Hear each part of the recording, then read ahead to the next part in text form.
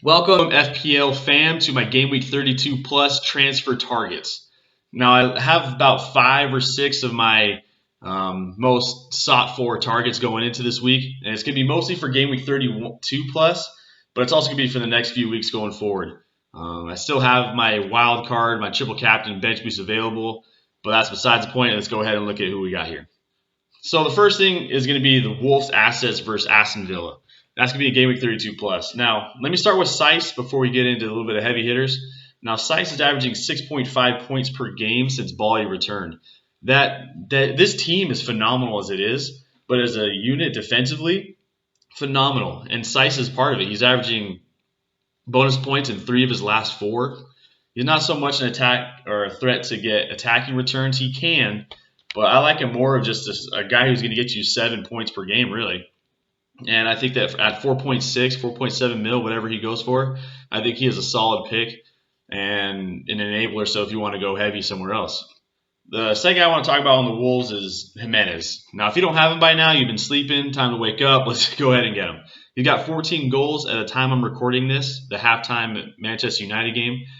And that's the same amount as Mane has. I think the same amount as Rashford has as well.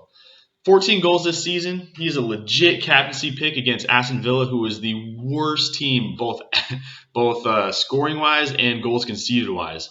I think he could easily bag in 2 goals, knock on wood, against Villa. I think you should pick him up if you're looking for someone to score, and if you're looking for someone to captain, look no further. The third guy I want to talk about is going to be Traore. Now, Traore is so dynamic with the ball. We all know that.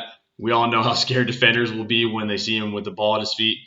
But I want to talk about how he consistently gets assists. Now, I know that he hasn't been starting lately, but I think that from here on out, they're all in a Champions League, and he has to play. He is so good with the ball, and he has provided, I think, like 5 or 6 goals for Jimenez himself. He's consistently getting past the defenders, whipping the ball into the box, and at like 5.8 million, he is a great enabler. He can get you money to go somewhere else. I think he is, not saying he's a must-own, but if you're looking for someone to get a little bit of a tax cut off, if you will, I think Traore is the way to go. He's tied for the 3rd in assists in the Premier League this season, and he hasn't even started as many games as we'd want him to. He is a phenomenal player at 5.8 mil. Next up, we're going to talk about Marcus Rashford. I know this is kind of obvious. I kind of want to stay away from the obvious, but he's just so good. Now that Pogba has returned, they have so much creativity on the team. Whether it's Bruno Fernandes or Pogba, even the first half, Martial looked like he wanted to play again. He had 2 goals in the first half, but he was even doing more than that. They were being creative as a unit, and they were consistently looking for Rashford. And he was making phenomenal runs down the wing, getting past the defenders. He was even slipping through the box, making cuts through the center halves.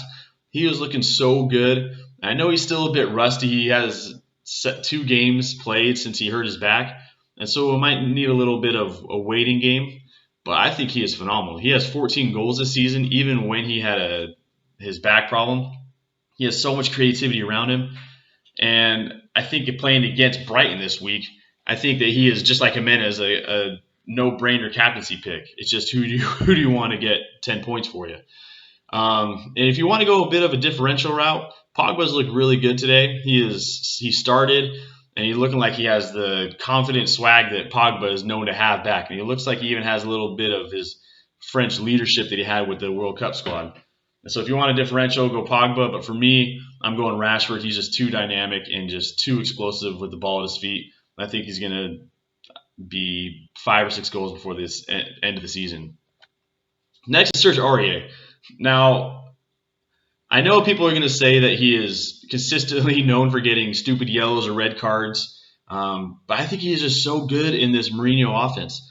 He is a great defender, he's on a great defensive team that Mourinho is known for, but he gets so advanced whenever he plays. He's consistently whipping balls in the box. And as a right back, his targets that he has is Harry Kane and Heung-min Son. And those are 2 phenomenal attacking options you have to pick out. And I think that with him consistently getting forward, he's not only viable for clean sheets, he's also probably going to get some attacking returns and bonus points as it is. And the catch is he's only 4.9 mil. You could do a lot worse for 4.9 mil than Serge Aurier. I think that he is going to be a solid player. But I know, again, can you trust him? He could get a -2 for you. He could get a 12 for you. It could be either or. And it is tough trusting Spurs assets. I want to limit mine. I have Son as it is. Do I want to get another one? Because they could. It's just too much Jekyll and Hyde for the Spurs for me. And that's why I'm not so sure if I'm going to get him, but we'll see. I also want to talk about Federico Fernandez. At the time I'm recording this, Newcastle have 4 clean sheets in a row. Newcastle. Now, I've always kind of secretly thought that they have been decently good as a defensive team throughout the year, although that, they're not really showing it. But when watching games, I feel like they kind of pass the eye test. And for him, as it stands right now, he has bonus points in 3 out of his last 4 games. And at 4.6 mil, I think if you're looking, I know we've talked about Seiss, I know we've talked about RA, but if you're looking for another enabler, Federico Fernandez could be that wild card, if you will, even a bench boost player. He is looking good on a defensive team, and this is kind of my out of nowhere shot if I want to try to climb the rankings, but I think he is worth at least a look. And Newcastle this week, they play Bournemouth, and Bournemouth does not look good at all this season. And I think that he is up again for, what would that make, 5 clean sheets in a row if he passes this game, of course. Now, the last guy I want to talk about is the obvious, Gabriel Jesus. Now, there's a lot of pros and cons with him. The pros are he is the outright striker on the best attacking team in the Prem. He is averaging 5.6 points per game whenever he plays more than 60 minutes. And now that Aguero is out, it looks like he is going to get a consistent amount of minutes. And it's very sad every time anyone gets hurt. I hope Aguero has a speedy recovery and comes back to health quickly. But right now, as an FPL manager, Gabriel Jesus looks like the man in charge. He's had 10 goals and 6 assists as a backup this year. And with him coming in as an outright striker, I think that he can put up some big numbers. Now, I know that he can be a little bit selfish whenever he plays, but that's a good thing as a striker, right? You want your guy to score goals. He's consistently making really good runs in the box, and with the creativity around him with De Bruyne, Bernardo Silva, David Silva, Leroy Sané back, Riyad Mahrez back, Phil Foden looks good, even if you want a differential pick in Phil Foden. He has so much talent around him. All he has to do is make a good run, and he's going to see the ball at his feet, at his head. And right now, he's only at 4.6 live ownership. So not only is he a great striker to have on a great team, he also is a pretty dang good differential at home. The cons are, I know that the pepper roulette has always been a thing, and with him being the only striker on the team, it might be worse for him with the Champions League coming up. I know it's a little while before Champions League resumes, but they're all in on Champions League. They might have a 2-year ban after this season. So they're going to want this season to be the year that they win it. And with Jesus being the only striker on the squad, he might be saved in some of these Premier League games that they're not going to win the title as it is. And that's my biggest concern.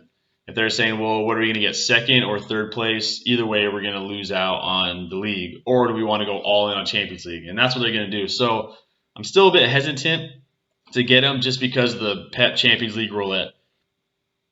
But a 9.6 mil, it's also a little hard bargain. I don't know if I want to put 9.6 mil into someone who might be favored in Champions League and not Prem.